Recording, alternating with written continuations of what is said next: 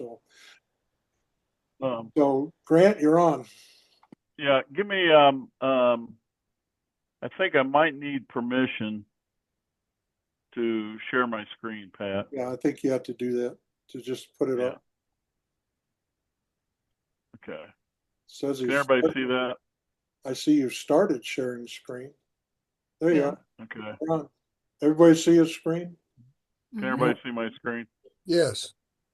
All right. Okay. So how I got interested in this for ever since I got into weightlifting, I've been hearing about the GTO test. And if you read the Russian manuals, it's all over those manuals. They have the GTO test. Say what that And is. for years, Tell I'm them. sorry. Tell them. Oh, so it's and we'll go over some of the tests here. So basically, it's like the presidential fitness test, but what it stands for is uh, readiness for work and defense. Okay, and if you read, I forget the little green book's name, but if you by Medvedev, but if you read in there, it says work in defense of the mother country, which I always find pretty funny. No, the But green book. anyway, That's yours. no, it's the little one, the textbook. Yeah. Okay. Um, anyway, so I finally found it about 2 or 3 years ago. I finally found the GTO test. They have a website and everything. And so I got to looking at it, and they have standards.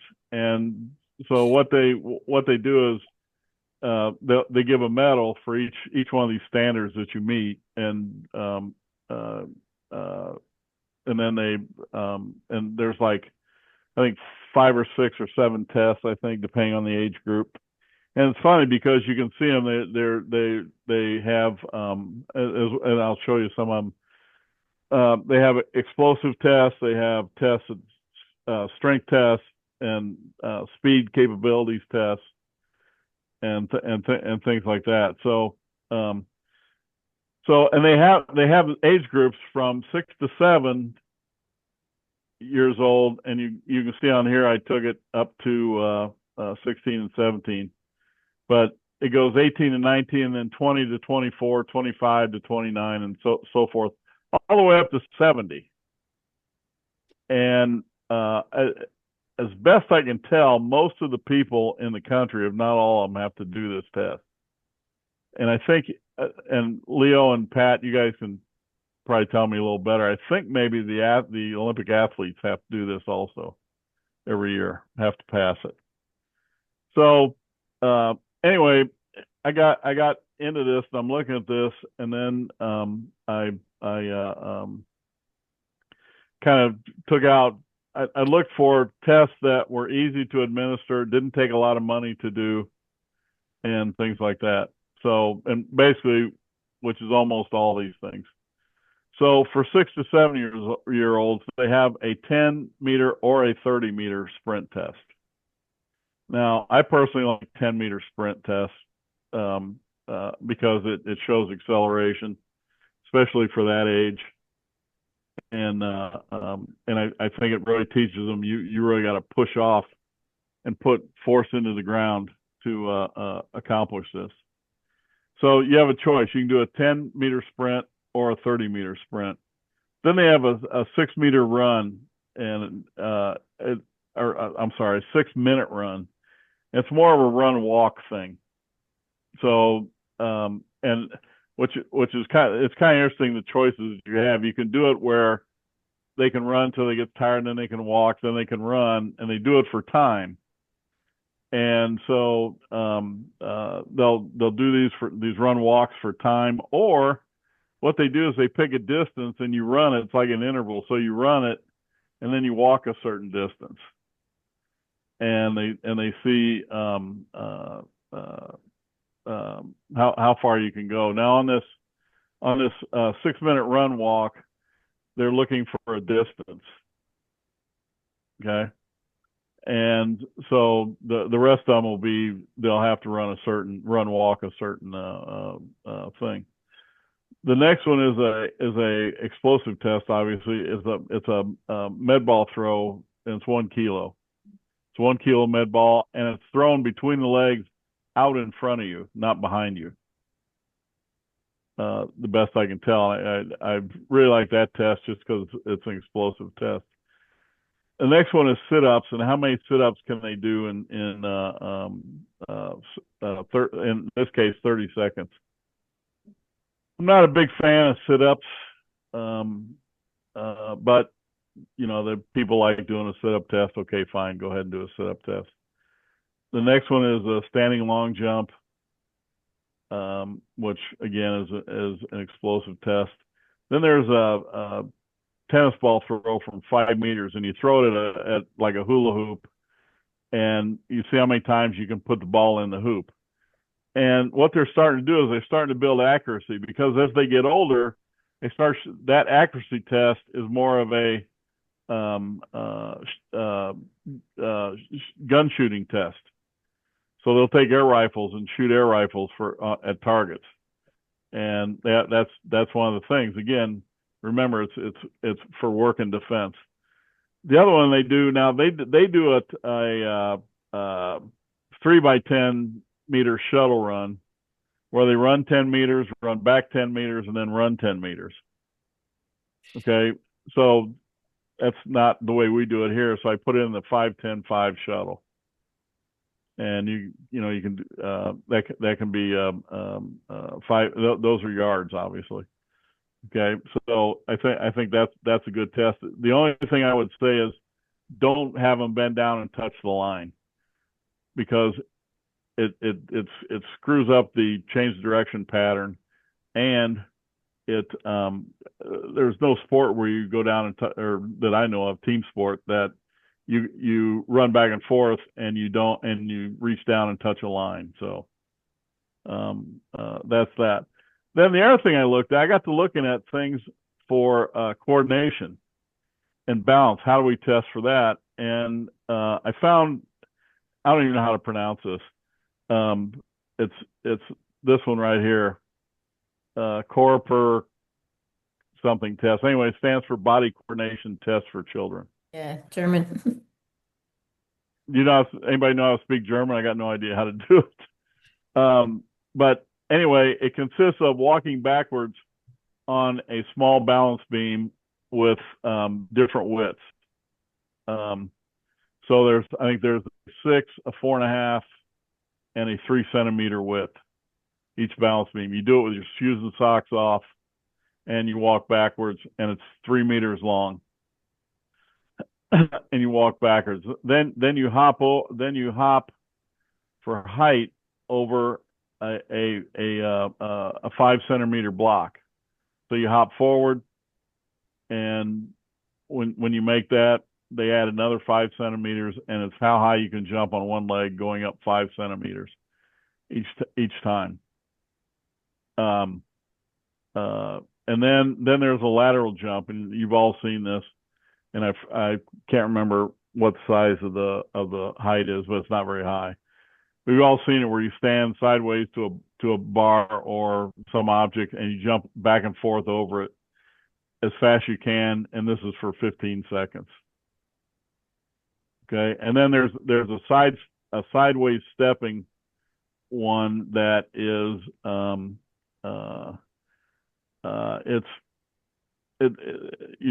you have these 25 centimeter square like blocks, and you stand on one, and you got to move the other one to the other side of you, and then you step on it and bring the other one next to you. Okay, so then you go one way, and then you go back. So Rufus, can I ask yes. a quick question here? I like the coordination. I like the coordination tests, but how do you quantify those? Do you know what I mean? Like the others are easy; it's in seconds or number of reps or whatever. But how do you quantify that? Yeah, so each one is number of reps. Okay, so the walking backwards test, you get up to 8 steps. If you fall off, then you start over, and you get 3 trials, and you start over and do it again. So it goes. So if on your first trial you get 6 steps and you fall off, then you will start your second trial all over. I Does got that you. make Okay. sense, Leo? Yep, I got you. Okay. Okay. Then the other one is physical literacy test. And I really like the physical literacy things. And if you look at the physical literacy chart, by the time they're 7 years old, they should be able to do, and I'm highlighting the ones, all these different things that I have highlighted in blue. So running, jumping, skipping, galloping, throwing, kicking, striking, and catching. What age? That's what age? 7? 6 to 7. So 7 years old, they should be able to do all these. Okay, then they say after 8 or 9, you need special ed gym class to teach them how to do this. So so running, we're going to find out when we sprint. Okay, jumping, can they coordinate using their arms to jump? Okay, skipping, and this could be like just a regular kid skip, or because I think more now in terms of rhythm, I would like it more to be like an A skip. Now I don't know if a 6 and 7-year-old kid could do an A skip because I never tried it, but I think it's something worth investigating. And then of course galloping is important. Throwing, it's pretty easy to quantify, Leo. Do you throw like you're supposed to, or do you throw like a girl? Okay. And then there's kicking. Michelle's on here. Don't hurt, and Shanna's on here. Don't hurt anybody. No, I didn't mean it like that. I probably said it on purpose. I don't know. No, I didn't. I wouldn't do that. So the kicking one, I was thinking of different kicks. Can they punt a football? Can they kick off? Can they kick, a soccer ball or a kickball rolling at them? Different things like that. I think would be a good test you could look at. And then striking. I'm sorry. Yes, go ahead. Question. I'm surprised they didn't put crawling in here somewhere. Well, I forgot it. That's why I didn't. Oh. So you're exactly right, Larry. I think that you will see with the skipping, I think you'll see whether they can crawl or not. Yeah, probably. Yeah. Okay. I was just wondering, a lot of kids that have certainly some mental disabilities have some real major crawling concerns or dysfunctions. Well, that, and also I think you'll find that kids that walked early have a problem with that right. opposite arm, opposite leg type of thing too. So right. And a lot of the research that I looked at talked about a lot of these things showing up with kids that have different problems or different diseases. I didn't want to go down that rabbit hole. Right. But you're exactly right. So I wouldn't be opposed to put crawling in there. Actually, the crawling one was in Smart Moves: Why Learning is Not Just the Head. Yeah. And she said the same thing. It actually has something to do with math also. So. Yep. Then the other thing I thought about was gymnastics things. Can they do a simple thing like a forward roll, a shoulder roll? You could throw in there a log roll. Watch kids try to do a log roll and they always go off to one side or the other, right?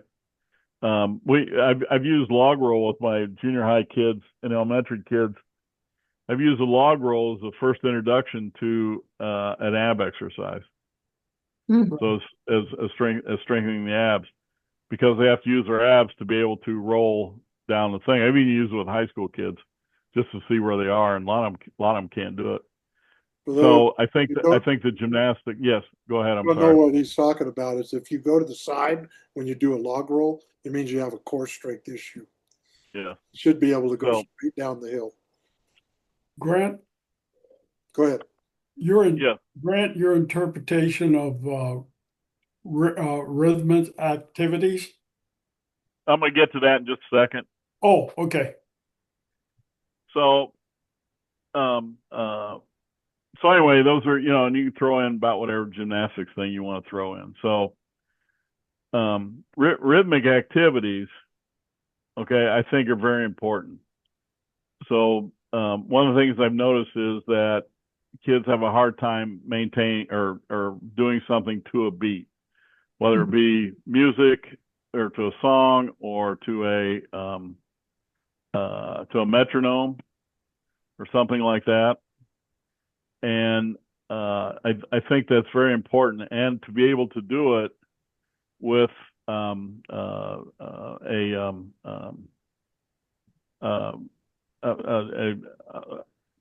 being loose, okay, or being relaxed, I should say. Okay, and I think we all do weightlifting, right? And you have to be ready, but you have to be relaxed to do the lift. If you're too tight, you're not going to make it, right? And years ago, and I'm not sure what it's called. Was there a term called tinkling where they used two like tinkling, totem or cane yes. poles and the kid would or kids would step in between? Yes, it's almost like a dance thing. It's like you bang these two sticks and they jump in, they like step in between in time to a rhythm. Right? You would actually cover your dance requirement if you were looking at the requirements for your curriculum. Tinkling is a dance, and it's from the Philippines or something. I'm not sure for Philippines, yes, that's what I was trying to think of. Yes, it is awesome. Kids really buy into it. It's really it's great, and I'd probably kill myself, but I found I personally hate an agility ladder.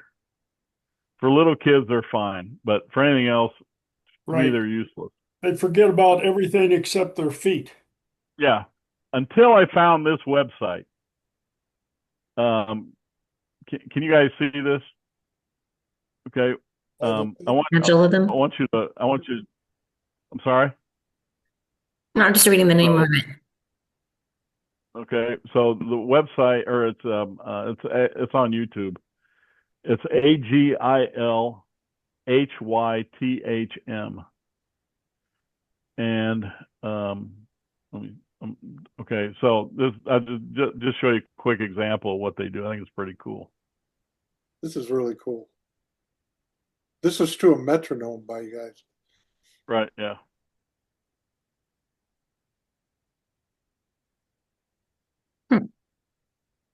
But just see how loose they are and relaxed when they're doing this. There's no, they're not fighting against it, trying to do it, and things like that. And so this YouTube, okay, that's enough, boys. Hang on. I could take a salsa class. Yeah, so it kind of puts me in the mind of a class. So here's one with so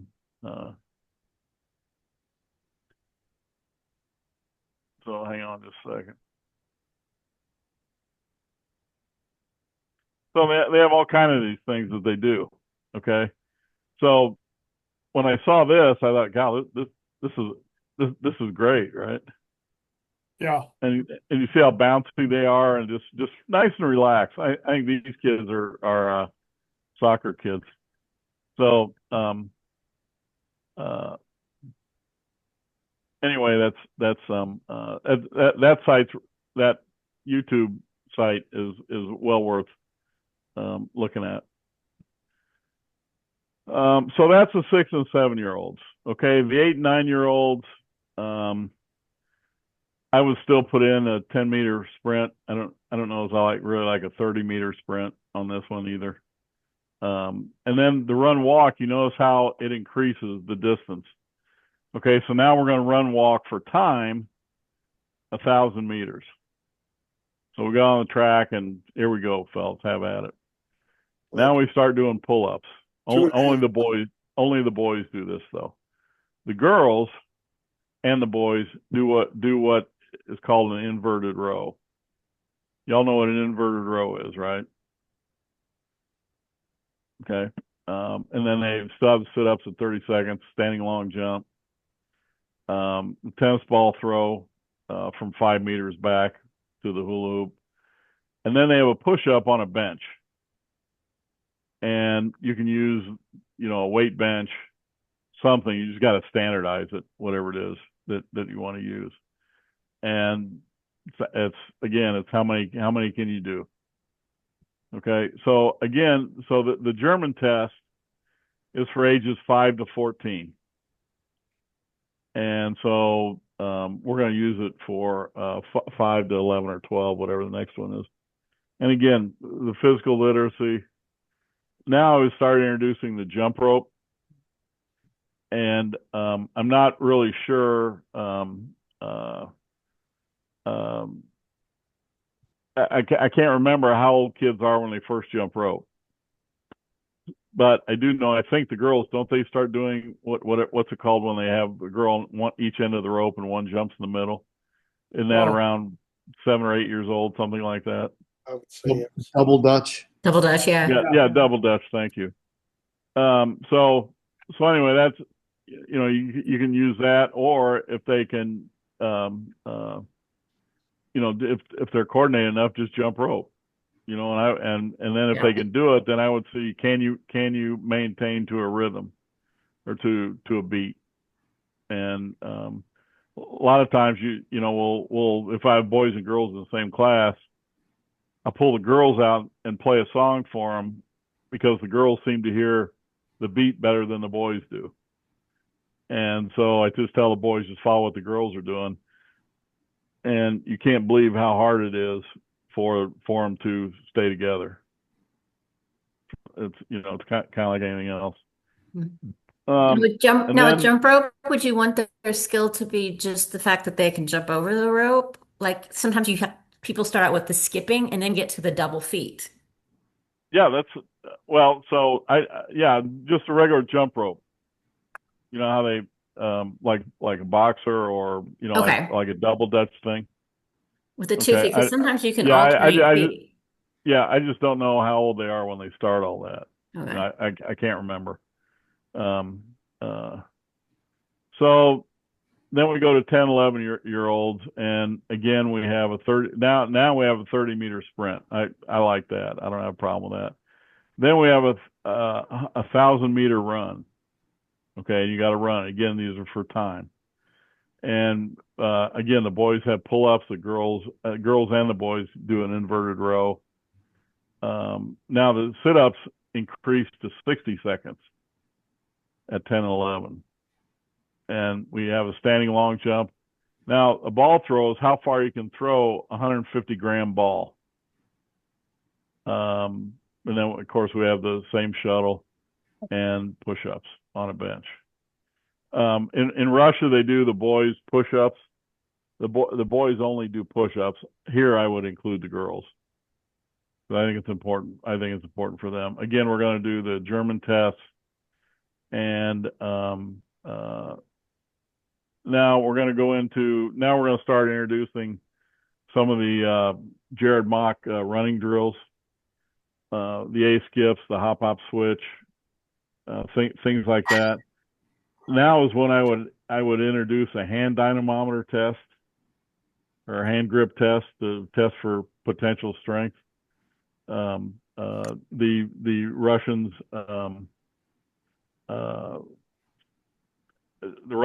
test for hand grip strength, I think, when they start weightlifting around 12. And then of course I would continue with the rhythmic activities. And then I would go into our what I call movement skills: squat, hip hinge, press, pull. And I would also now include a Matoran test. Okay, I don't know if y'all know what a Matoran test is, but basically what you're doing is you're standing and you're going to try to jump 360 degrees or more in a circle.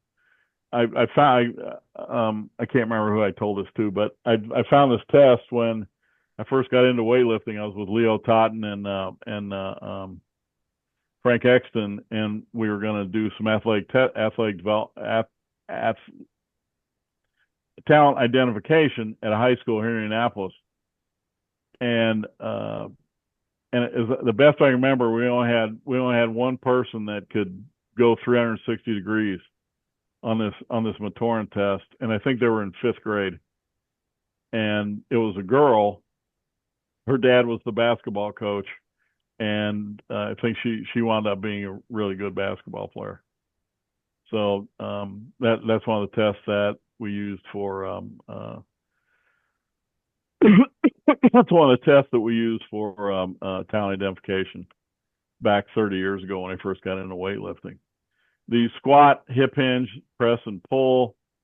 Okay, we're going to do these without weights. Okay, we're just going to see if you can do it, right? And then we're going to, and to me that's either pass fail. You can either, you can squat with your back straight, hips underneath you, and hip hinge. You can stand there and do an RDL pretty good with a PVC pipe. Press. So when I say press, that means your hips are underneath your shoulders, your knees are underneath your hips, and you're pressing with a flat back. So there's no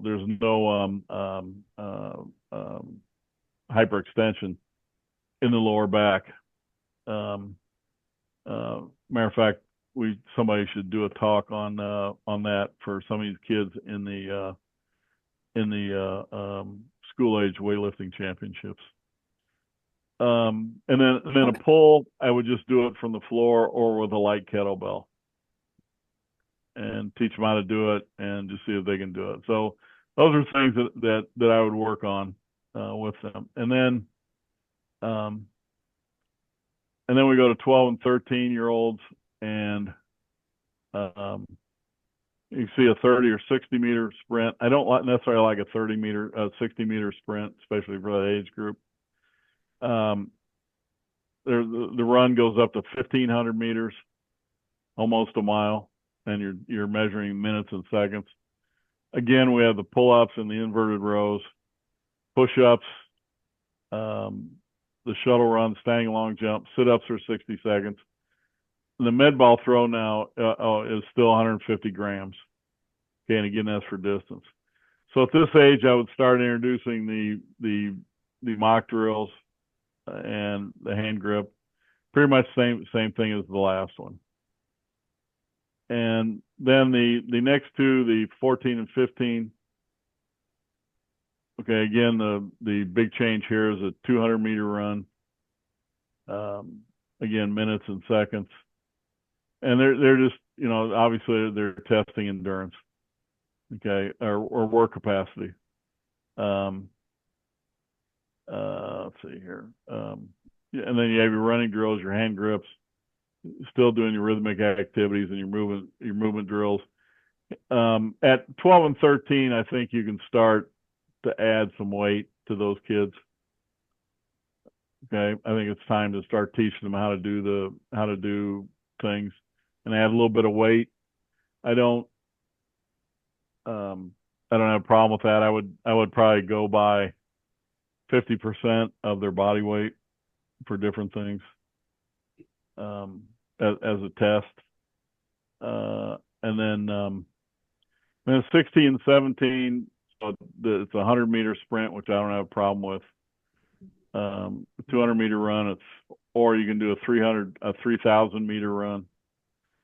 They actually have a kettlebell snatch test, and it's with a 16-kilo kettlebell. And I want to say it's a 1-minute snatch test, but I can't remember. Okay, and and then push-ups, standing long jumps, sit-ups. So now the ball throw increases to 500 grams for the girls and 700 grams for the boys. And we still have the shuttle test and then everything else that we've done before. So that's kind of what I came up with. I don't know if you guys have any questions or think I'm full of crap or whatever. Well, we always know that, but going back to the runs. Grant, what do you use for grip strength? Is that a specific Mm-hmm. It's a hand dynamometer. Okay. It's like 30 or 40 bucks on Amazon. $35 on Amazon. I just bought one a couple months ago. Okay.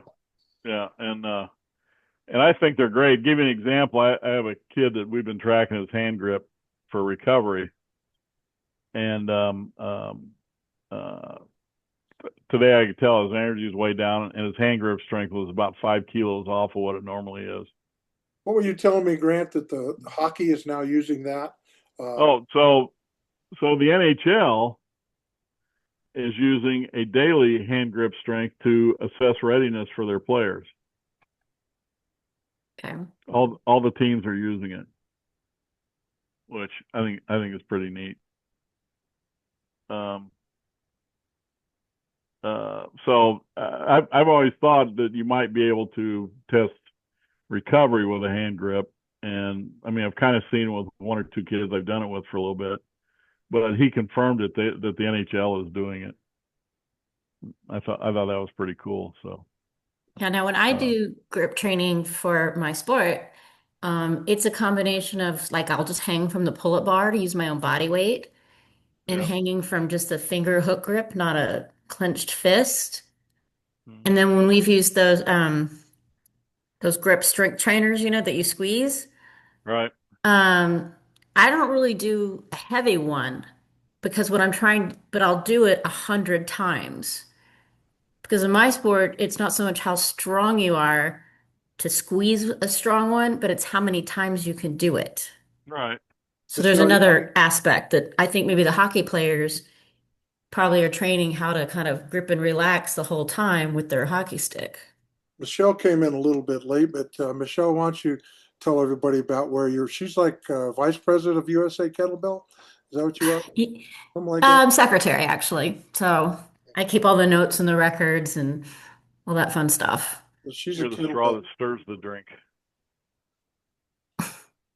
Yeah. So, and I've been competing in kettlebell sport now for about almost 15 years now.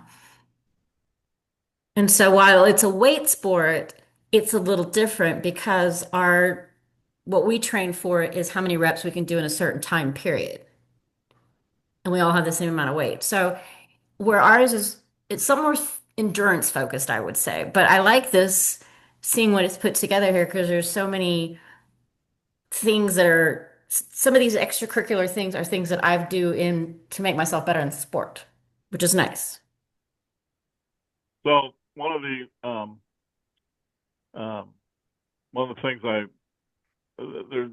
there's so much stuff out there about this I found out, and I kind of leaned on the Russian GTO just because I think it covers a lot of different things that we want covered, right? And so and then I threw in some of the things that I wanted or that I thought were important, and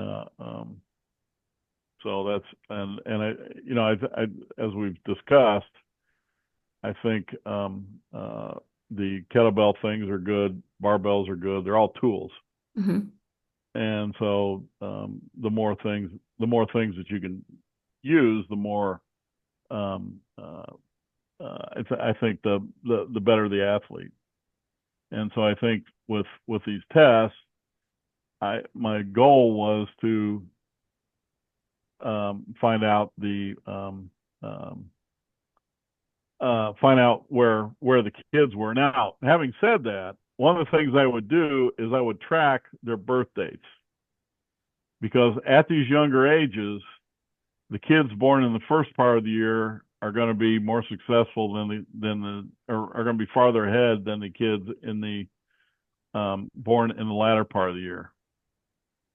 And probably what I would do is divide them up every 4 months and see what happens.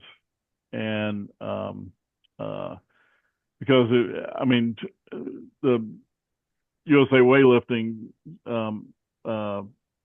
school age nationals, at least the 13 and 14s, I think should be divided up into months. it's just a thought. So the everybody talks about that. There's a hockey study that they did, and they did it with junior teams, and it showed that the younger kids, or the kids born in the first part of the year, were farther ahead than the kids born in the later part of the year. But the older they get, the more that goes away. Mhm. That was just to be my next question. So if you didn't, go ahead, Pat. I'm sorry. You didn't do that at a younger age, wouldn't by the time you're 15, maybe 16, wouldn't that have all caught up to itself? No, so I've done it with some teams, and this is kind of unofficial, but it's not till they're about 17 or 18. Okay. And I think so. I've done this with some NFL teams, and I think that the majority of the players are born in the last 4 months of the year. Football. So it kind of reverses. I think. Now don't quote me on that and run out and say, hey, Rufus said this.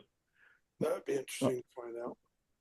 Yeah. So I was thinking, the reason I was asking that.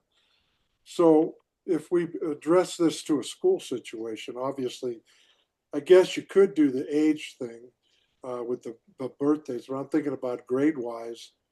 If we just got a series of things that we could propose to the schools to start keeping track of, and pass it along. Say a guy that's in the first grade, a kid in the first grade, we have certain things we got, and then just pass that spreadsheet along all the way up through to high school, so we could kind of keep track of where they are. District keep track of where they are.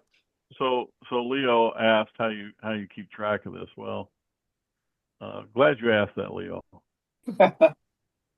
because I can get the darn thing to work. There it is. So I have a spreadsheet for that. Okay. So and it'll rank them in what percentile rank they are. Oh wow. And so I haven't got them all finished, but and then as you add to it, so here one thing I forgot, Pat and I talked about. I don't want to establish any norms because kids in California have a different lifestyle than kids in Minnesota, Right, or Indiana.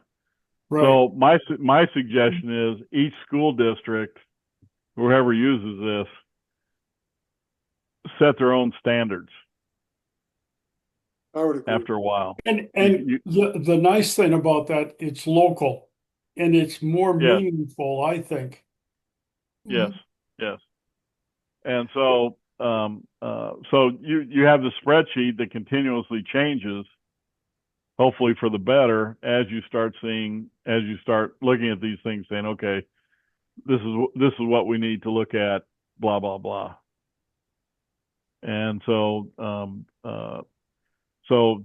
like each one or most of these, the sprints and the throws and things like that would be put on a spreadsheet like this, so that would standardize everything. But I think it's really important that the school district or whoever establishes their own norms and not go by some national norms or something like that, like the President's Fitness Test or the GTO norms. You can use them as a guideline maybe, right, but it's still going to come down to what are my kids doing? What are my kids capable of? And I think that's a pretty good selling point. I look at this, Grant, no name, but his time is 1.5. And that's a 10-meter sprint. Yeah, I'm trying to see if the thing. Because what were we talking about that we were trying to get down under 2 seconds, because 1.8 or something like that is like a high level athlete, and 202 to 24 or something like is medium, and over 3 is like not doing really well, if I remember. So that's a pretty fast guy right there, 156.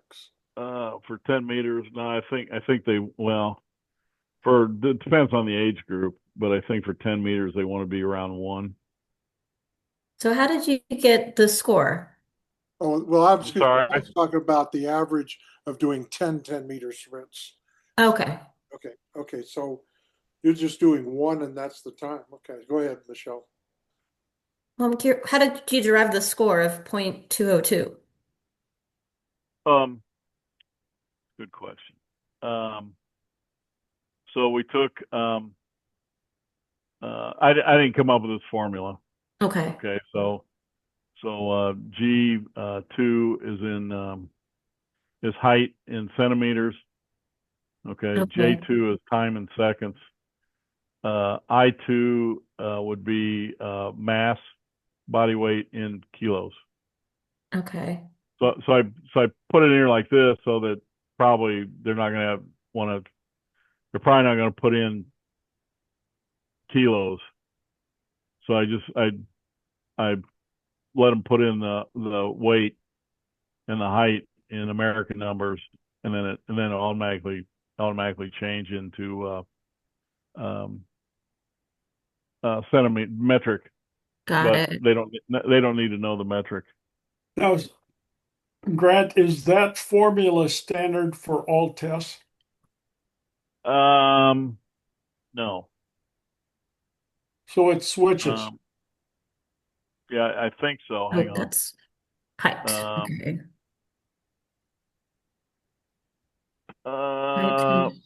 No, it's pretty standard, I think. Okay. Or at least the. So I tried to include the height and the mass, so they could compare across body weights, right? And so, to tell you the truth, I got this off Chat GPT. So if it's wrong, I'm willing to say I was wrong. Give me another formula, because I don't know how to do formulas, Larry. Nobody ever asked me to take high level math. So the push-up formula is a little bit different. You have this in this particular chart and exercise in the keep track. You have it in how many different places for how many different exercises? I noticed push-ups was down there. What else? Yeah, push-ups. I've just done it for the hand grip, the 10-meter sprint, 5-10-5 shuttle. And you're working and the push-ups. That's all I've done it for right now. So you're working on the rest of it. I got sidetracked looking up all these other things I was running into, and I forgot to finish this part. So old age, we do that. Yeah. Thanks. Like this. Anybody else have any questions on this stuff? Go for it. Grant's here, so. I have a question. I have a question about where are we going with this? Are we trying to standardize throughout the country to take the place of the presidential fitness test? Where are we trying to go with this? I mean, I love the idea. It's got to be standardized to the point where it can be used by and bought into by physical education teachers. Is that where we're going with this? That's where I would like to go with it. And I think we just talked about that a little bit, Leo. We were talking about standardize it for your district. I get that. If we could get that in and people started doing this, see, that was going to be my next question when we got to the end, is for everybody to come back here in 2 or 3 weeks or when we wanted and say, what would you propose to your district as far as testing, that we could keep track of over this type of thing? Because, the president said we're going to go back to the old fitness test, which goes back to he's talking about 1966, which all of you guys know that's the La Sierra test, and that's the presidential fitness test, which was kind of rooted out in the 70s to what they call the fitness gram, and then that came out to basically a feel better test. Let's make everybody feel good. And it doesn't really tell us a lot. So what I wanted to do is I wanted to see if we could come up with something that we could hand to a district and say, hey, now you can look at the fitness levels of your kids and the performance levels of your kid and maybe have a projection of where they could go if you want to go to that point. And then from there, I would like to say, let's put this together so we could do it at obviously who's supposed to be doing this would be Shape America, but we could do, or even do it at the NSCA as a pre-com thing, and so we could have a couple hours to go over some things and show some people some things to do. Because I think that this is me. I think the important thing about, if we're going to do this in this country, we've got to get rid of the idea that we get a bunch of college professors coming in and telling how to do it, because they've never done it. We need to get the people who've actually done it. And I hate to tell those guys, but some of us are getting a little bit older, not wanting to tell how old Larry is. But, somebody said, I think it was the guy that was the owner of the Buccaneers, when they got Brady, he said, if you want to go down a road, find somebody who's gone down the road before. And we tend to, when I look at the NSCA, they tend to bring in college professors who've never done this job. And they want them to tell us how to do the job, but they've never done the job. And I think that's what we need to get away from. And we need to put people in, and Danny's tried writing, actually wrote a letter to Robert F. Kennedy and said, I got some guys that have done this job. And that's why I want to get more and more of us into this if we can. Is if we can put together something and say, okay, now we've got something. And I like this right here, because there's charts that's like, oh my God, Grant, you figure those out, and we're ready to roll, because now we've got some stuff.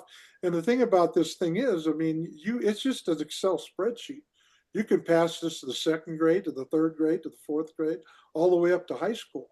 And to me, if I'm looking at this stuff as a high school coach, and I got this guy and he can do this, and I'm a football coach, I'm going, hey, I want to go see this guy.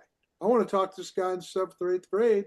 I may want to see this guy. If he's a 9th grader and he's not out, I'm going to go find him and find out why he's not out. Because this is some projections that we could do. And I think that if we did that and had that, then eventually maybe that's why I wanted Ray to be on, because Ray has talked to me about doing this with the county level, and he's a county board member. So that's where I'm trying to go with this thing. But I think we have to hit it at the local level like anything else. We got to hit it at the grassroots. And, I'm ahead of you, because once we started doing this and we started talking about it, I came up with some ideas of things I would like to do, which is going to go to my question here, Grant, now that I've blurted off a lot.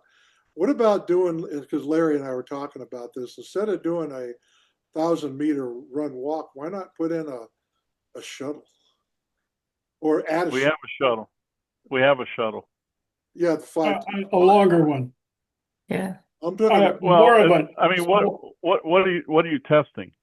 An anaerobic. Like if you did a 150 or a 300. If you did a 150 or a 300 shuttle. Yeah.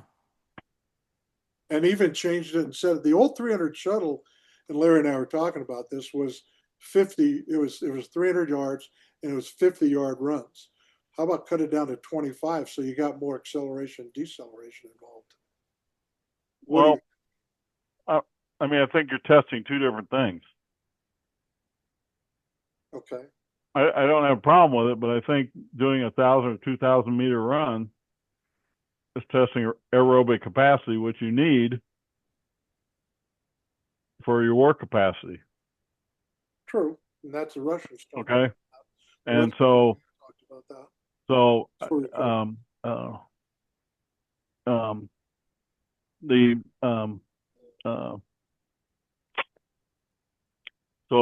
thing I would say about that. What about adding? To me, they're two different things, and you're testing two different things. Do you want to put it in there? I don't care. It's fine. Okay, you could do it much quicker if you ran 10 by 10s. That takes you about 70 seconds. Well, you could do a 300-yard shuttle with a minute parameter and run with a test of a rest of a minute. So you're probably looking at a 3-minute. Well, are you? So you're not factoring in the time it takes to change direction. Yeah, well, okay, and so I know, many sports are multiple directional. I understand that, and all I'm saying is, I think it's going to take you longer. You're right. It may take you a minute, but the recovery time is going to be different. The way I would test the recovery time if I'm going to do that is I would put a heart rate monitor on them and see how long it takes it to get from wherever it is down to under 130. Yeah. Problem is you've got costs of heart monitors. Well, you can write a grant for it. You can use your fingers and find your pulse and use a watch. You could do that. You could do that, but I know that's going to be very inconsistent. How do they assess this? Is this a once a year, multiple times a year? It's once a year. It's once a year at the end of the school year. So what I would do, I would probably do it at the beginning of the year, and then at the end of the year. Yeah, I would think that. So September and May or June. It's probably the way I would do it, just because I'm interested in where we are and where we are after we get done doing all this stuff. When I was teaching, that's what I did it 4 times. Now, is there? I would do 3. Now, do they have a curriculum set of established to reinforce these tests? Actually, I'm sorry, say it again, Larry. Well, is there a curriculum, a physical literacy program designed to assist in the assessments of this? The assessment, the reason I ask is, unless there's some physical literacy or curriculum that enhances these tests, it's such a random. Well, student A did a lot more activity than student B did, and maybe student C never got taught anything. And I guess I want to know, is there an educational arm of this that enhances performance or enhances education? Can you see where I'm at right now on this website? Okay. So with all these exercises, there is a corresponding video. Yeah. And it tells you, gives you a little history about the test.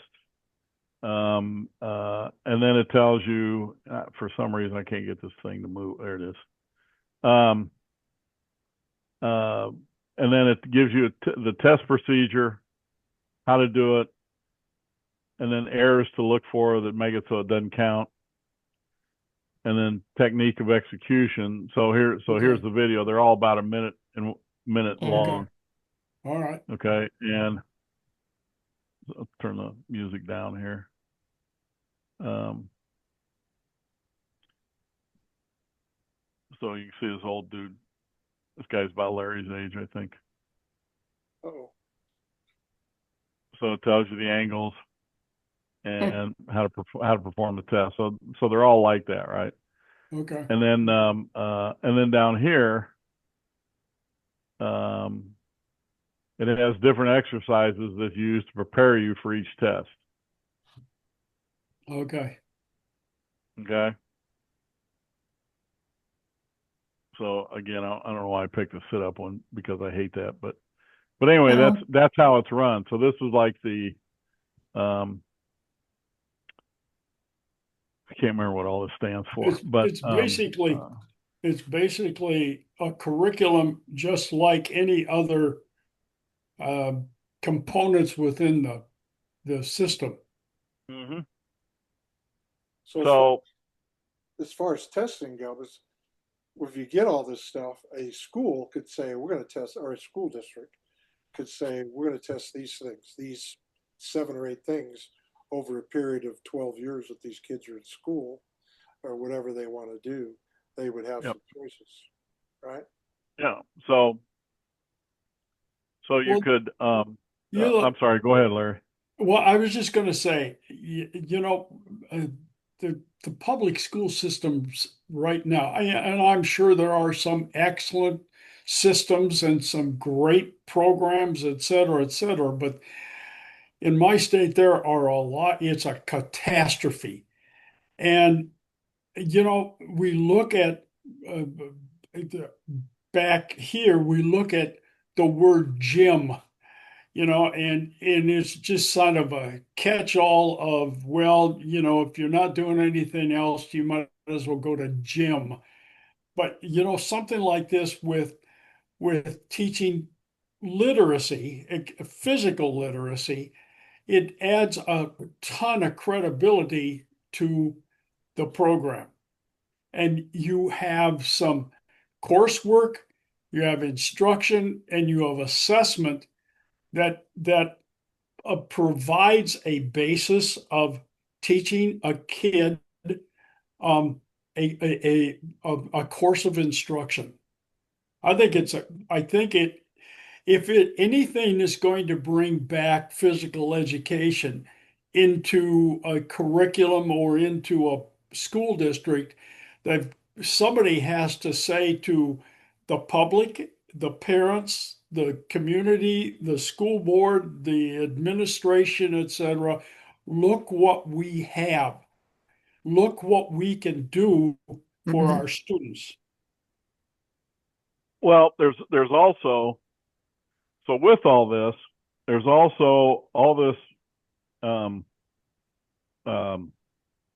research that's been done on how it affects the brain and how it affects grades. Oh yeah, and things like that. Okay, yep. which you all know that stuff, and so that's pretty cool. I just didn't include it in all this. It's just too much for I think what we're trying to do here today. But I think so. The reason I would test this at the beginning of the year and then at the end is because I want to see where we're at the beginning, and then I can design my curriculum to the end of the year, so that we can do all these things, right? Yeah. It might not even be a bad idea, depending upon what's going on, is even mid-year to see where you are. Yeah, I would do a December before break. Yeah, just to touch base with, if there are not guidelines or guideposts or assessments along the way, sometimes, we perceive what we're doing, and yet maybe we're missing something because we can't see the forest for the trees. Well, I think that as you go along, you're seeing progressions, right? I can watch my kids weightlift, and I don't necessarily have to test them to find out if they're getting stronger. I can see it. Right. They're either moving the bar faster, the technique has gotten better. Whatever it is. If I'm doing, say, okay, do 2 pull-ups, and he struggles on day 1 in December, he's doing 2 like it's, he was born to it. Then we're improving, right? Mm-hmm. Right. I think sometimes we get, and I'm not disagreeing with you, Larry. I'm just saying that sometimes I think that we get too caught up in the numbers. Well, I agree.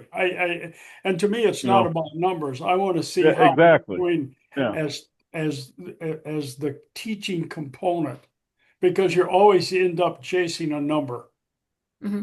I put my grandson and Grant into thing this summer. We were talking about it before. And so he was going down 2 days a week for an hour and a half with this guy. So I talked to the guy here last week on his last day. And I said, what did you think? And he goes, well, he's a young guy. He's going to University of New Mexico, and he's got Kravitz, and he's got some good teachers there. But he said, my test didn't come out where I wanted to. I said, okay, beyond the tests, you're talking 13 and 12-year-olds here, so they're middle school. Beyond the test, what did your eye tell you? Did they progress at a level that you thought they would? He says, oh, yeah, they did. But he goes, but it didn't show on this piece of paper. I said, the piece of paper in 1 month doesn't mean anything. What did you see? And if you've seen, and as you go through, that mid-year test tells you, hey, I need to look more in this area, because of that progression. But what's he comparing that to? Well, I don't know. No, I'm not questioning you. I'm just saying, what's he comparing it to? Is it compared to kids in the area, or is it compared to? He's got a chart with a national thing on it, right? I think it was his own test. Okay, and which is great. I mean, I think that's great. It's just, I'm just not big on testing them. And you guys would know more about the schools than I do, Leo and you guys. But I just don't. I think sometimes we over test just so we can prove a number, or just so we can see a number. Yeah. I think we need to take the term test and then maybe a different mindset, in the sense that it's not a pass fail for these kids. It's going to be more of a, where are you? What do we need to work on? What have we accomplished? So the kid knows, maybe they're testing him, see where you're at. Can you run a mile? Maybe they can't run a mile yet. And then we watch where they're struggling. And then, it's hard to kind of individualize, but you can a little bit figure out what the kid's weakness is. What does he need to work on to get to finishing a whole mile? Okay. Yeah. Like I say, I would agree with you, Michelle.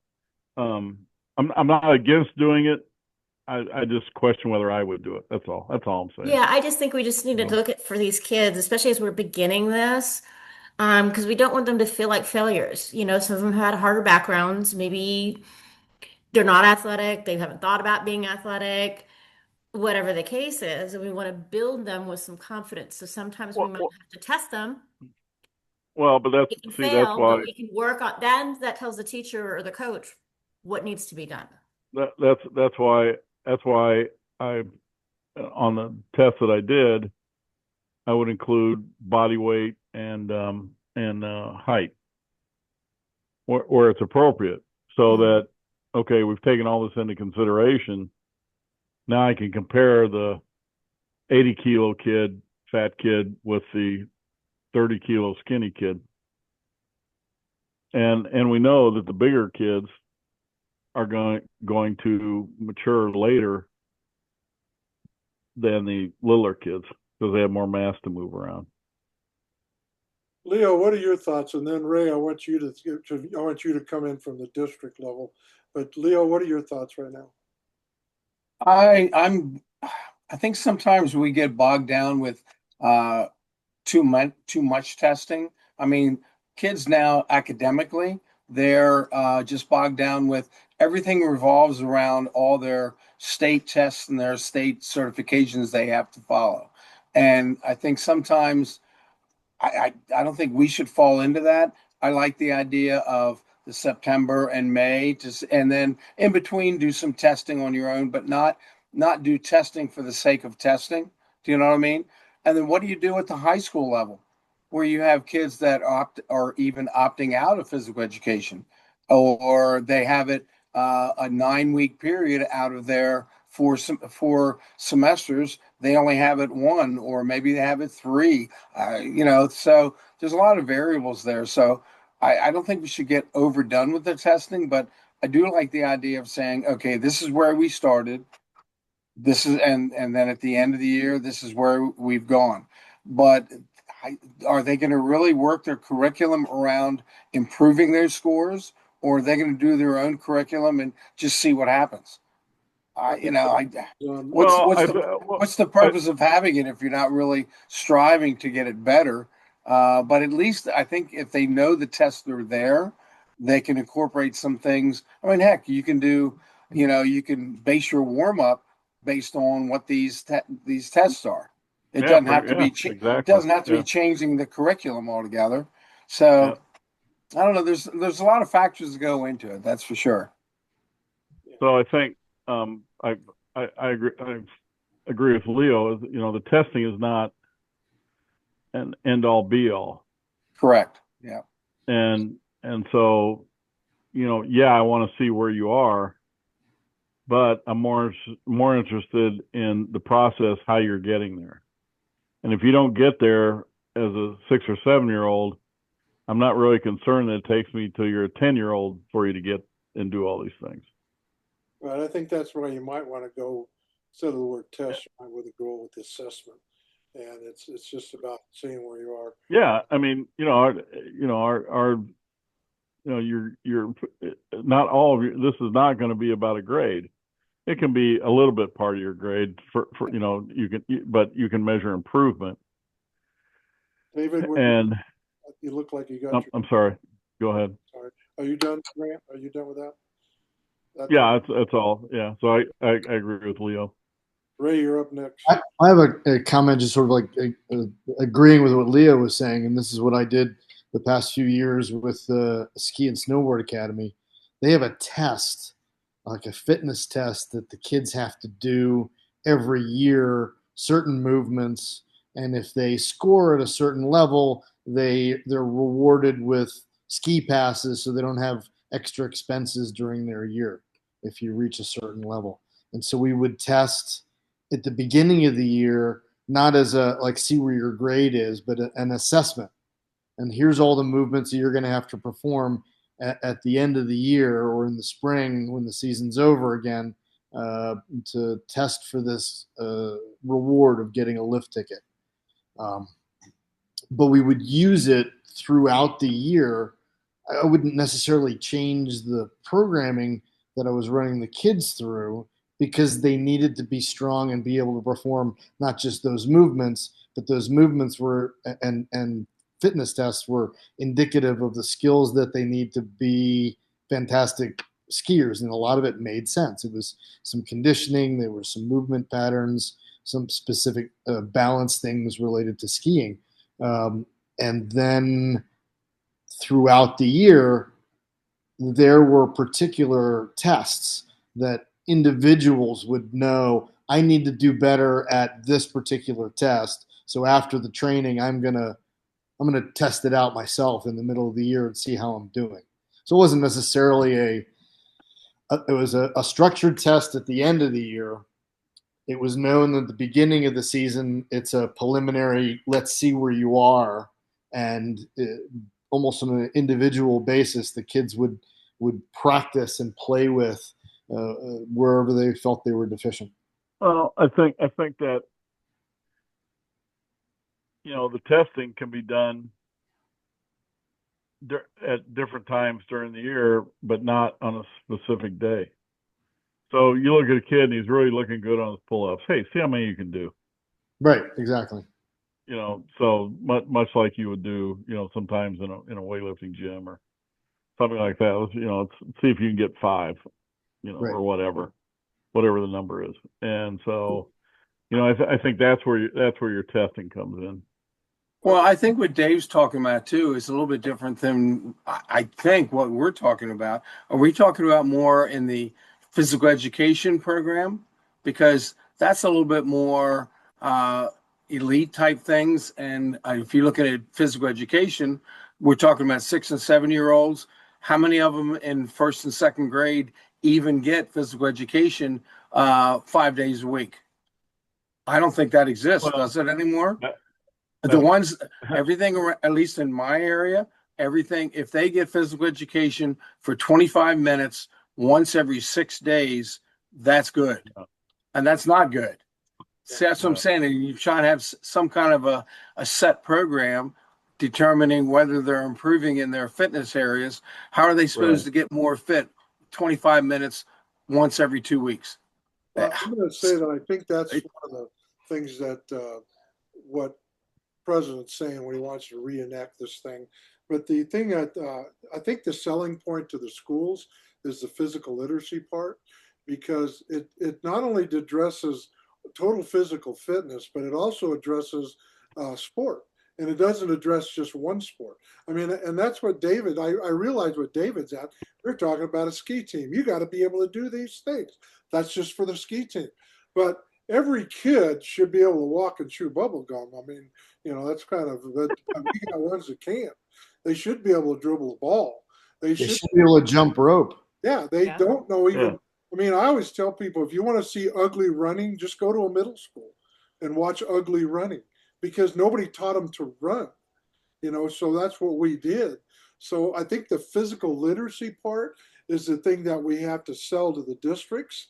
And then we also sell it to the coaches that physical literacy also is going to improve them in the sport of their choice. Because I don't know what sport they're going to play, but hell, they better be able to jump up and turn around. They better be able to cut, and they able to change direction no matter what their sport they're playing. Because if you're not able to be taught that correctly, then you're going to see exactly what we have: 15-year-olds with Tommy John surgeries and ACLs. This is a disaster in this country that has to be addressed. So, Ray, I would like you to throw a little bit in here on the. Where is Ray? Is he still here? I'm here. Okay, I want you to, if you could, throw a little on the administrative to the district to the county side on what you're thinking, what your thoughts are as you've listened. Well, I think it's a great idea, and Pat hit it on the head about running. We went to watch a high school class run. They do not know how to run, and this is needed. And I think from going to the point of getting the ears of the people that can do something, this presentation is great, but it would overwhelm them. We have to sink this down to a point and get and attack. I don't know if you want to go on it's going to be at a higher level. We're going to piggyback with President Trump. I think that's our key to get the time in the classrooms to implement this program to whatever degree we want to do that. I know it's going to be difficult right now if the time isn't allotted to test the improvement of the kids. I like the goal setting idea. I mean, testing all the time, I don't think that's going to work, but some type of goals, that a starting point, an incremental, and then the final thing for the kids to reach. Now, how do we get the attention? Now, one of the things, I mean, Riverside County, I'm at the top. I'm with the superintendent that we have 25 districts. So I will do everything in my power to navigate to the importance of this to my county superintendent. And my county superintendent, I'm just talking, can expand the experience with him to other counties, and they have national county superintendents too. So I think we have an audience if we just package it right and start it. Now, how do we do that? I mean, Pat and you and I mean, I'm willing to get Banning off the dime with the superintendent and do not the whole thing and maybe in mass, but something to the degree that it's visible and excitable for the kids and make some headlines with what we're doing on a pilot stage. We kind of talked to that with the county, but that got sidetracked. That would be my suggestion. We got to get, it's all on paper. People need to see people engaged. And so I would move to say, how do we do that? And, I would do everything in the county of Riverside. It may not be Banning, maybe even another district. But I think that would be the approach. One of the things I wanted to do, I actually thought of this a couple of days ago, so I wanted to see how many people were in here. What I would like to do is I would like to say, let's meet in 2 or 3 weeks and everybody come up with some kind of a formula of things that you might want to say. If I was going to go to a district, like I say, I have literally done it. I started on it a couple of days ago, and I said, if I was going to go to the district and I was going to say, I want to do these assessments, what would I do what would I give them if I could give them 10 things to do or 8 things to do a year with their kids? So a teacher could go out there with very little stuff and actually do this stuff and then train the teacher how to do it, if they don't have PE teachers at that level. And then it goes to the district because the district has to demand it. And so my thing is, would everybody be interested in doing something like that? Putting, say, down 8 or 10 things that you would say, if I was going to go to a school district and propose something to do, what would you propose? I propose kettlebells. I'm telling you. What's that? What was that? I'm sorry. I have seen teachers. My friend Moses has sent his smaller size kettlebells to teachers, and they've got like every Friday the kids play with the kettlebells. And they do not just sport, but they'll do windmills, they'll do exercises with it, and they love it. And I've got a YouTube link I can send. I know it's somewhere. Well, then maybe I don't mean to interject, but visit people seeing things in action. Maybe we need to put a demo video together.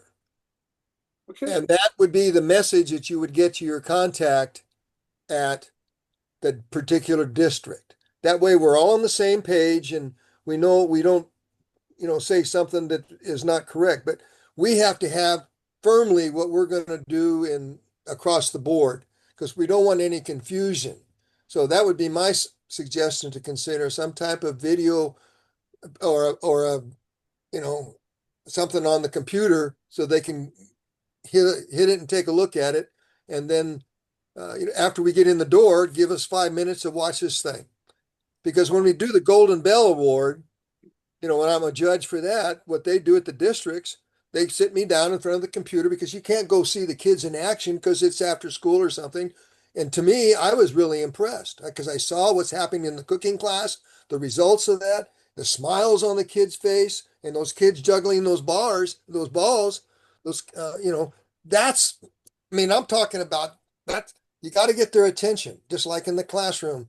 And it's great ideas. The school is starting. We've got a window right now. If we even want to have something considered, our districts in the county start next week or so. But we have pardon? We have recorded videos on Michelle doing how you teach kettlebells. We've gotten Danny McDermott on how to teach powerlifting. We haven't put together, I was going to do the weightlifting one, but hey, Leo, if you want to do it, or David, that's fine. We have got Grant on here. We got 2 different nights that we talked for about at least an hour and a half, where Larry went through a K-12 curriculum, the things that you would want to do throughout the entire, if you're going to put in a curriculum. That was one of the things I said when I ordered the Zoom thing. We had already talked about this, and I said, okay, everybody's going to do it again because we're going to video everything. We're going to literally video our talks. We've got Grant talking about a couple different things because we wanted to say, and I want to put these things up. I've already talked to my son. We can put them up on a YouTube video so that people can just get them. We're not talking about a moneymaker here. We're talking about what can we do to help people improve fitness in America, because we are horrible. We already know that. And so these coaches have all great tools. They all have, different backgrounds, and they can all be used for your children in different methods in different ways. So it's not like our test is going to be the test. Our test, or this is methodology, is the methodology. I'm just listening from all these guys. I can see things from their expertise that can help me in my sport with different ways of looking at stuff. So it's not just all kettlebell stuff, because I do deadlifting with a barbell. I do, squats, and I do all these other things, and I run and I jump and I do these other things too. So listening to like Rufus's testing, I think he caught on a lot of neat points, and I really like the one about agility. I think that's very important. Yeah, and Leo, what you're saying as far as time, yeah, you're right. We're probably better off in California if we actually did it, because California, for elementary schools, it's 200 minutes every 10 days, and it's not supposed to be recess. Although my daughter actually tells me that in New Mexico, they're actually counting recess as part of the their time limit for PE, which is a joke. And then it's 400 minutes at the high school level. Now, the problem with that is not specified when. You could do 200 minutes on one day if you want, which is it's stupid, but it really says you should be doing 30 minutes a day or 3 times a week at least with an elementary kid, and at least 40 or more with a high school kid, or middle school and high school kid. So we're the only class in the state that actually has a time cap put into the class. There's nothing that says how long they have to teach history. It says how long they have to teach physical education. So what we need to do is give people something to do, and if we give them some assessments that they can test this, and then we go in and we can talk to teachers if we could and say, hey, look, you're going to do this assessment. What are you going to do to get your kid to be able to do that assessment? Well, if you want him to run for 6 minutes and try to get what was the number, Grant? Well, then you better have some time every day that you're going to do some running. 5 or 6 minutes out of a PE class is not a whole lot of time, but he's got to run, and he's running it on a track, or you're doing a certain amount of fitness stuff for 15 minutes a day. I mean, if you did a basic dynamic warm up with some fitness stuff like push-ups, sit-ups, some body weight squats and everything, that could be 15 minutes to 20 minutes of your 45-minute period if you count the 10 minutes you got for before and after for dressing, if they even dress anymore. But we can give them some examples of things that they can do. And that's what I want to see if we can do, if we can start doing that. So that's why I said, hey, are you guys willing to come up with something? I'll give you, say, 3 weeks if you want. In 3 weeks, we do this again and say, okay, what are you going to present to a district? What are you going to do? What are you going to tell them to do? What do you think? Well, I would need to know. It was too broad a brush for me to condense. To go to a district, we got a program. You're going to blah blah blah. It's just too much for me. I mean, I understand it, but I'm trying to look on the other side. If I want to deliver the message, the best 3 minutes max to tell somebody about what you want to do. If there's a way, you wrote a letter to the president. Did you do that? Did you reach out something or not? Yeah. Did you write something to Trump? You tried to get a hold of him? We've sent something to Robert Kennedy. Yeah, Robert Kennedy. Okay. But see, then going along with Trump's doing, is this going to say, well, we can't do all this if are we loading their plates too much with now the new fitness thing and all this other stuff? So I think we need to think about how deliver it in a smaller package. Now, Michelle, in your classroom, or what grade level are you at with doing this? I don't teach. Well, I used to, when I had my gym in Vegas, we had young kids come in and we would teach them the movements of our sport, and they loved it. And the kids from the video that I was talking about in New York, I think they're 3rd graders. I'll double check, but they're elementary. Right. Well, see, there's the other thing. Do we want to start with the elementary kids rather than go to the high school kids? And that's what I'm saying. Is it too broad a brush right now? Maybe we want to start at a certain grade level. You froze. Level and have success as a pilot. Now, got to start somewhere. I'm just talking. No, I agree. I think elementary would be the best place to start because we've got young, fresh minds and maybe some young, fresh teachers that are open to some different thought concepts. I do think we should be in our back pockets developing programs for the high schools and the middle schools to get them started because they're almost like elementary kids in some way, but they're older, they're more developed, they probably have more muscle mass, all those different things that we have to consider, but we still have to get them, if they've never run at all, we still have to get them to run. It just might be a different learning process or different teaching process for a 13-year-old that doesn't know how to run versus a 7-year-old. Right. I got you. I agree that we start with the elementary because that's been a pet peeve of mine that at the elementary level it's just really fallen off. I know in my area, and I think in a lot of areas of the country. Mhm. And when I taught high school, and it was very frustrating to have ninth and 10th graders and say, okay, we're going to do a dynamic warm up by doing a power skip down the gym, and you have a handful of kids don't know how to skip. Well, they should have learned that in elementary school. So I think I agree the broad stroke that Ray's talking about. I think that's too much. I think you start with the elementary and build the base there.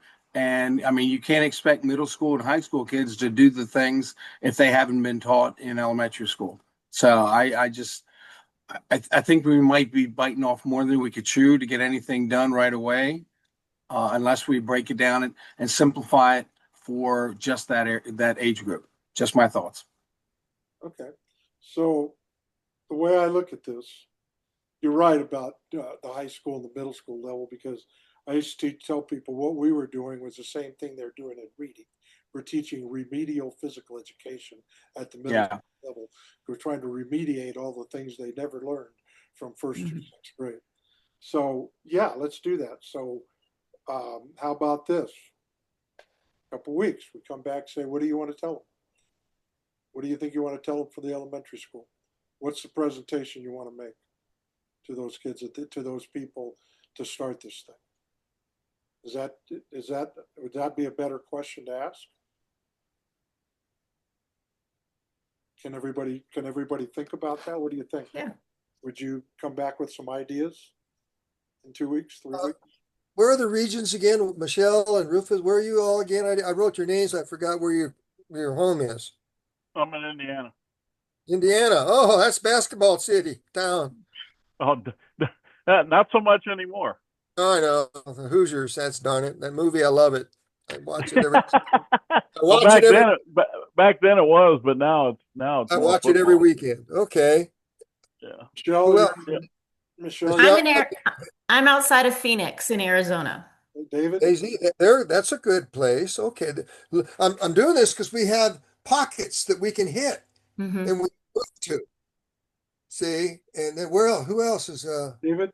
You're in Colorado now? I'm north of Denver, just a little east of Boulder, and what I'm sort of heading up is my love of weightlifting and how I've been able to use that both in the college and in the high school and middle school setting. I just believe that we can teach so much just physical literacy by holding the broomstick over your head and teaching the kids to squat on a medicine ball.